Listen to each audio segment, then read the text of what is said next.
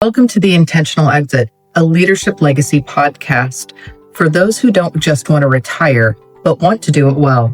I'm Rebecca Schreiber, and this is where we help you protect what you've built, reduce unnecessary taxes, and create a plan that gives you clarity, confidence, and control. So together, we make sure your exit is not accidental, it's intentional. Before we begin, please note that the information shared in this podcast is for educational purposes only and should not be interpreted as tax, legal, or financial advice. For guidance specific to your situation, we recommend consulting with a qualified professional. Hello, welcome to The Intentional Exit, put on by Leadership Legacy. I'm Rebecca Schreiber, and I will be your host.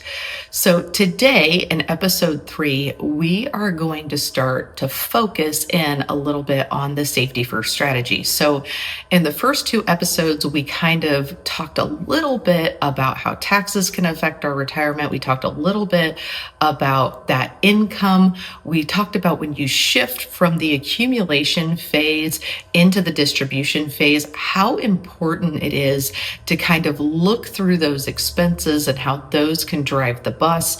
Hopefully you went to the website and you looked at, hey, I want to plug in my expenses. I want to look at what does that really look like? What do I actually need as I shift into this intentional exit, as I shift out into retirement in this distribution phase? And what does that really look like? So knowing is the first step, right? We have to know what it is that we need in order to see how we're going to accomplish it. But also, as we approach retirement or maybe are already in retirement, it's important that we look at how are we going to build that income? So how are we going to build the income that's going to cover those expenses that we went through last time? And how are we going to make sure with the most probability, right, with the highest amount of probability that those dollars are going to continue to show up for us each and every year? And so part of that is using that safety first strategy that we talked just a little bit about last episode. But I'd like to build on that and really talk about how can we build in some safety? How can we build in the ability to make sure that those dollars are going to show up for us each and every year? And for everybody, this kind of looks a little bit different, but I want to kind of focus in on maybe some things you have or have not thought about, maybe some things that maybe you've been worried about, but you didn't know that there might be a different way to do it. And again, for every single person, this does not look the same, right? For one person, it may look one way. For another person, it may look another way. And so you always want to sit down with a professional. You always want to talk to somebody about what this actually looks like. And we're happy to do that with you, right? We're happy to sit down and look at your particular situation. But just from an educational standpoint, let's talk about this balance. And so as we're talking about this today, I want to look at the 2 main sides that people typically look at as they're moving into retirement. So there's the security side, and then there's the insurance side. The security side is more of the banking side of the investment industry. And the insurance side is the flip side of that coin, which most people are unaware of. And so as we're talking through this, I want to educate you on the side that maybe you haven't been told about, or maybe you didn't understand, or maybe you got a bad taste in your mouth, but you didn't really understand it. Right? And so I want to talk to you about why this can be beneficial in retirement and what that looks like. But in order to do that, I want to talk about 2 different cups. Okay. So we're going to equate these 2 different sides of the market to different types of cups. And so the first side that I want to talk about is really that security side of the business. So whenever you have a brokerage account, stock account, whatever that looks like, you are aware that there can be rises and falls in the market. I mean, everybody knows that. The other part of that is that whenever you have a securities account, you literally have to sign a contract that says that they are not responsible for your losses and that you are aware of the fact that that money could actually disappear. So if you have money in the stock market, and I'm not dogging the stock market. Before we get into this, I am not saying that it's the worst thing that ever existed. What I'm saying is, as we move into retirement, we may want to get some guarantees. And so in order to do that, you may want to balance the two sides. And so the first side, again, is that securities market. And so I want you to picture a cup. Okay. And so if you have a cup and you are trying to drink out of that cup, because in distribution, we're trying to get the water out of the cup each and every year. And every year we're going to need a spoonful, right? We're going to go in and we're going to grab a spoonful and we're going to swallow it. Well, if the market is up, then that cup may be overflowing, and it may be a great place to go grab a drink, right? It may be a great place to go and scoop that water out and swallow it each and every year. And then that helps to fulfill the income needs that we are needing in that particular year. On the flip side of that, if we've had a downturn in the market, if we've had a pullback, right, or even a recession in the market, you may start to see that water starts to go down, right? That level starts to go down. And if at the same time you've got water leaking out of the bottom of the cup because of market fluctuation and you're trying to drink out of it, you may have to dig deeper and deeper. And now you're compounding the problem, because not only is the water leaking out of the bottom of the cup, but you're also trying to drink from it at the same time, which means your dollars are shrinking faster and faster. And, I could go into like a series of returns and what that looks like and the time value of money and all of those things. But I think the visual kind of creates that for you, which is if your bucket is starting to leak out of the bottom and you're trying to drink it at the same time, you may end up in a situation where there's not enough in there that even as things start to come back, that it's not able to fill that cup all of the way. And it may not even, fill the cup, let alone overflow. Whereas if we have balanced this, right, and we've taken some of those dollars and we've shifted them to another cup, right? If we're looking at the insurance side of things, we have this cup that as we're drinking out of it, we know that it's a refillable cup, right? We know that there's no holes in the bottle in the bottom of the cup. And as we're drinking out of it, it's always going to have some water in it, right? Now, there are a couple different ways to organize that. That's just one way. There's another one where there's no guarantee, right, that the cup's always going to be full, but we know that there's not going to be any leaks in the bottom, right? Nothing's going to be falling out as we're trying to drink it. And so what this does is on the security side, most of the time you're going to feel all the ups and all of the downs, because again, you had to sign a contract that said, hey, I understand that I'm provided with no guarantees.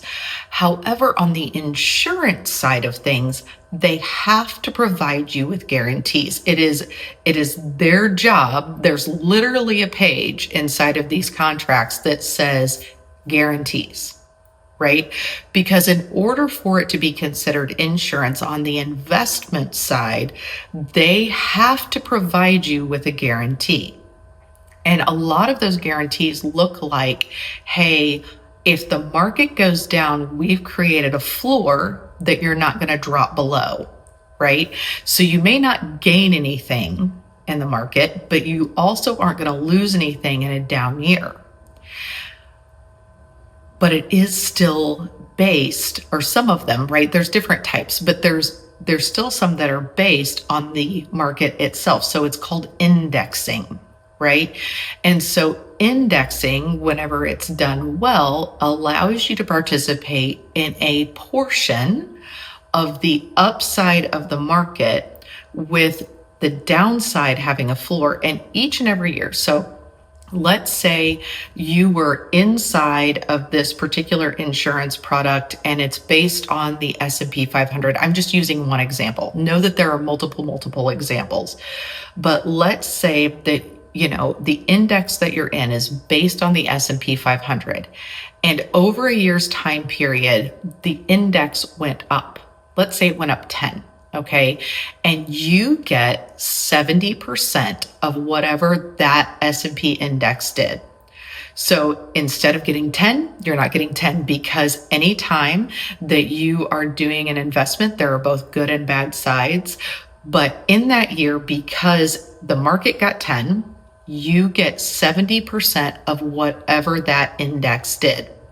So you're going to go up 70% of 10, which is 7. Okay, so we didn't get everything, right? But we did get to go up. And then the next year, instead of the market going up, it went down. Okay, so we get 70% of the upside with a floor that says if the market goes down, we get to stay still. Now, if you're pulling money out of it, obviously the account value is going to go down. That's just common sense. But in the next year, if the account value has gone down, well, the index has gone down, right? Then hey, my value is going to be right here. So if you're in this index, right, let's say it's based on the S&P 500 and the index goes up 10%, but you only get 70% of the upside. You're not going to go up 10%. You're going to go up 7, right? And so we went up 7, but then the next year, that same index fell. Right? So we had a downturn in the market and that index fell. Well, on the insurance side, you have a floor. So whatever it is that you gain, you locked in, right? So you locked in that gain, and that's exactly where we sit, but we get 70% of the upside of that index. So if the market fell and we were guaranteed a floor, that means that we're going to get to hold exactly where we're at. Now, if we spend the money, right, that money's gone, but the value of it hasn't decreased because we had a floor. And so therefore, that next year, we get to hold. We have a bucket that didn't have a downturn that we can pull from. And then when the market comes back up, we get to go up with it. So we actually get to capitalize on that downturn, because for the next year, we just have to come up from that lower point. And so as that maybe turns around and comes back up, again, we get to have maybe 70% of that upside. So we get to go up from where we were at.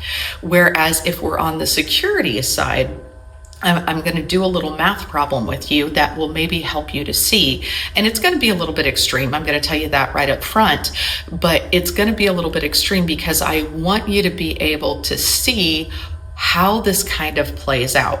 So if the market this year goes down 50%, and then next year comes up 50%, how much do you actually have? So if you had $100,000 and over the next year, the market went down 50%, you would have $50,000. But what if it came back up 50%? Do you have $100,000?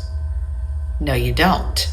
You actually only have 75, right? Because you went down with the market, and then as you came back up, even though it says it went up 50%, it went up 50% from where you were, right? So even that massive upturn, right, a 50% gain in the market is huge, but it may not have gotten you back to the place that you were. So on the flip side, if we're using that same analogy, let's go 50%, 50%. And I realize that this is a little crazy, but we're going to do it anyway. Okay, just for illustration's sake.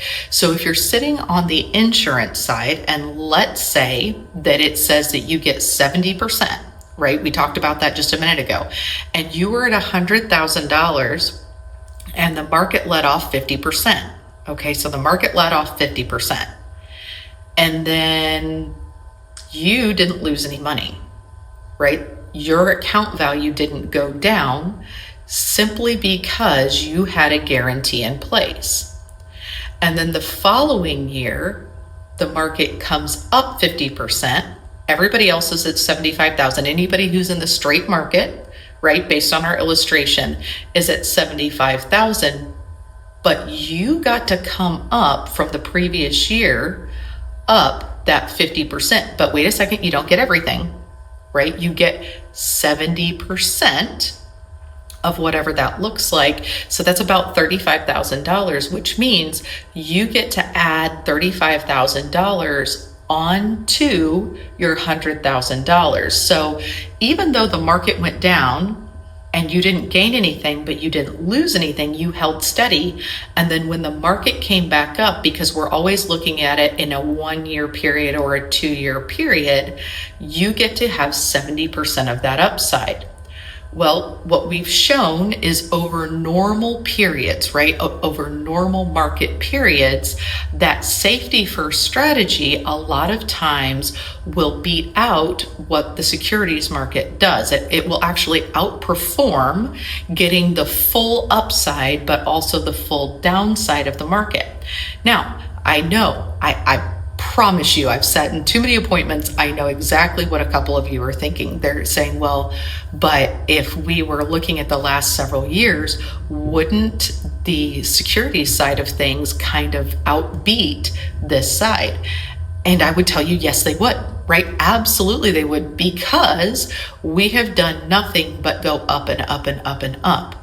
But if we look through history and we look through how this actually has performed over the last 100 years, we know that the thought process of trying to retire on hope is not necessarily a safe way to do this, which is why when we're talking to our clients, we say, hey, listen, we understand, right? You don't want to miss out on the upside of the market. You don't want to miss out on the big gains inside of the market. And we're not asking you to, right? We want to be able to kind of keep up. And there is no such thing as a perfect investment, right? We talked about what is the downside of this investment over here. Well, you're only going to get 70%, right? If the market goes up, you're going to get about 70% of what that looks like. And again, it's one example. There's lots of different ways to do it. We can walk through that with you. On this side, you're going to get everything, right? But you also have the risk of the downside. So when you can balance both sides, when you can look at the value of what you get from having a floor, right? And also being able to get a portion of the upside, we have a better chance of keeping up with inflation rather than pulling it all out and stuffing it under your mattress, right? Because if we pull it all out and we put it into savings, you know, those savings rates are a lot lower, right? They're sitting at maybe, 2%, 3%. Well, 2 or 3% is not keeping up with inflation. Even 3 or 4% is not keeping up with inflation. On the flip side of that, if we risk everything and we're trying to drink out of that cup and all of a sudden that cup has a leak in the bottom, we may find that our success isn't really there. And so the way that we do this is we balance the two sides and we decide, hey, how much do we want to put in a spot where it's got a guarantee, right? That we're not going to lose money, but we're also not going to get everything. And if we're drinking out of this side, if the market starts to fall, and then we're drinking out of that side if our cup is overflowing. On that securities side, if our cup is overflowing, we have a game plan for no matter what the world is doing, right? Because we can look backwards, right? We can all get out Google, we can look it up, we can read newspapers and read articles that talk about the different sides and what that looks like. But if we're not careful, right, we can get kind of rose-colored glasses that say, oh, over the last 15 years, everything's been perfect. Well, That's hindsight. That's looking backwards. How are we going to look at success moving forward? How are we going to put you in the best position for success as we kind of move this forward? And so by having these two buckets and knowing that we have an option of where to pull our dollars from, we can balance out what does that risk look like? What are the benefits? What are the drawbacks? Because everything has benefits and drawbacks. And how do we want this money to show up for us? On the insurance side, there's also options where it's like, hey, I'm 10 years away from retirement. I want to create for myself a self-funded pension that I can't outlive. So I want to put some dollars away that are going to provide me an income that I can't outlive, or me and my spouse, an income that we can't outlive. And I'm going to have that money that's going to absolutely show up for us every single year without any kind of risk that it's not, because it's provided inside of the guarantee of that insurance product. And so those dollars are going to come to me every single year for my entire life, or my entire life and my spouse's entire life. And then I'm also going to have some dollars over here that this is going to kind of relieve what these dollars over here, maybe in the security side, have to do to be able to keep up. So if I'm having Social Security and I have these dollars that are going to show up for me, then my other bucket doesn't have to necessarily work so hard to be able to create the success long term. For some of you, we can use cash value life insurance to be able to help create this income. And you may have heard of this. There's other programs out there called like Be Your Own Banker and different things. And it talks about the value of cash value life insurance and how this can actually be of benefit to you, how this can actually, help you to create sustainable income in retirement. Your extreme high net worth clients, your people who, have all of the resources in the world, know that by using cash value life insurance, they can actually help to create their own bank from which to pull these dollars to be able to do the things that they want, whether that's to be able to live in retirement, whether that's to be able to use those funds for college for their kids, or whatever that looks like. But here's the thing. It's not special for people who are high net worth. And if you are high net worth, great. Why aren't you using it? Right? Let's talk about it. But if you're kind of in this mid-range where it's like I've saved and I put these dollars away, we can talk about whether or not this is a benefit to you, because the first step is you have to have enough dollars to be able to make this happen. You also have to have enough years to kind of allow the policy to build up its value. And you have to have dollars to be able to sustain yourself if you're not going to be working for those years while this policy is building, to be able to pull tax-free in retirement. And we talked about the value of tax-free, right? If we have tax-free dollars in retirement, that means we're not profit sharing with the IRS. And so this can be a highly valuable tool for you and your family to be able to use to create the income that you need in this work optional lifestyle in the future. It's also great because if you're somebody who's going to retire early, man, you have done an amazing job of putting back money and saving, and maybe you had a business and you didn't always put your money into a 401k because your business was your retirement plan, but now we're getting ready to sell this business and we want to reduce the taxes, but we also want to create this bucket of money.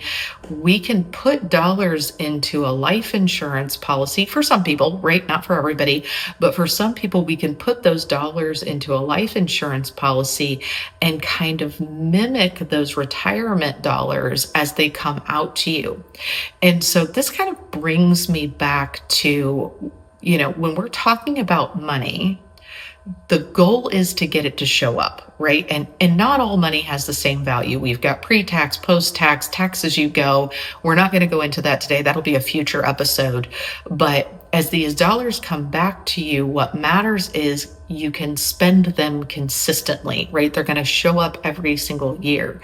And so I just want to kind of expand your thinking and expand your mind to be aware of that there is more than just one side to creating income. And even inside of the different sides, whether it's the securities side or the insurance side. And again, I'm not a securities broker. I'm not trying to be your securities advisor. I have people that I work with who have all of that proper licensing. And if that's something you want to look at, they are more than happy to sit down with you and talk about your outlook. But if you want to kind of balance that with the insurance side and have those two different sides of how do we create some security and how do we, with the world around us, how do we kind of, bubble wrap ourselves or try to keep ourselves from feeling the negative effects of what these things can look like. How can we create that balance? What does that look like? How can we make sure that dollars are going to show up for us? How can we, help to secure our retirement in the future? It's by this balance, right? It's this balance between these different types of investing. And so just again, if this episode made you think differently about your future and your retirement and your finances, then it's done exactly what it was designed to do. This is not supposed to be legal, tax, or financial advice. You want to sit down with a qualified professional to talk about your particular situation. We don't want to leave your exit to chance. We want to make sure that we've looked at it and that we're making sure that we've taken, your particular situation into account. We don't want to use guesswork. We want to use intention. So do us a favor. If you found value in this, if maybe you thought differently about it, please like and subscribe. Please share it with somebody who might find value in this, who might look at this and say, you know what? This is making me think differently about retirement, and maybe it gives me more confidence. Maybe it helps me to know what I should do. But anyway, thank you so much for sitting down with us. If this episode made you think differently, then that's exactly what this podcast was designed to do. Just a quick reminder, this podcast is for educational purposes only and shouldn't be considered legal, tax, or financial advice. Always consult with a qualified professional about your particular situation because your particular situation deserves more than guesswork. It deserves intention. If you found this information valuable, please like and subscribe and share it with a friend. We'll see you next week.